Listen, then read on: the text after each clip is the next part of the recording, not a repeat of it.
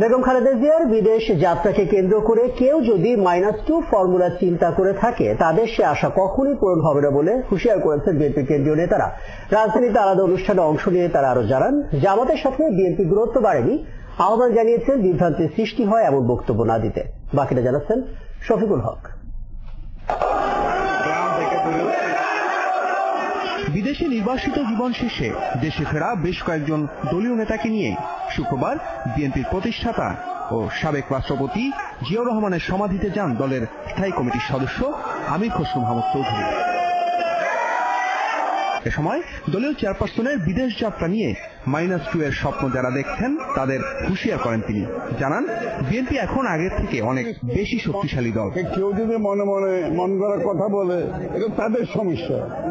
বাংলাদেশ আজকে যেখানে দাঁড়িয়ে আছে, বাংলাদেশ জাতীয়তাবাদী দল আজকে যেখানে দাঁড়িয়েছে, সবচেয়ে জনপ্রিয় দল, সবচেয়ে জনপ্রিয় নেত্রী, সবচেয়ে জনপ্রিয় নেতা তারেক রহমান আজকে বাংলাদেশে। বাংলাদেশ তাদের অপেক্ষায় আছে, থাকবে। এখানে -2 কথা যারা বলে, এগুলো তাদের, অনেকে বলে না উইশফুল থিঙ্কিং, ইংরেজিতে বলে না, আশা আর কি। ওই আশা জীবনে পূরণ হবে না। শুক্রবার সকালে গুলশানে চেয়ারপারসনের রাজনৈতিক কার্যালয়ে সমমনা জোট নেতাদের সঙ্গে বৈঠক শেষে জামাত বিএনপি সম্পর্ক নিয়ে কথা বলেন স্থায়ী কমিটির আরেক সদস্য নজরুল ইসলাম খান। জানান, দুই দলের মধ্যে দূরত্ব বাড়েনি। এমন কোন দূরত্ব কিছু নাই। তারাও গণতন্ত্র চায়, তারাও নির্বাচন চায়, তারাও মানুষের অধিকারের কথা বলে, আমরাও বলি।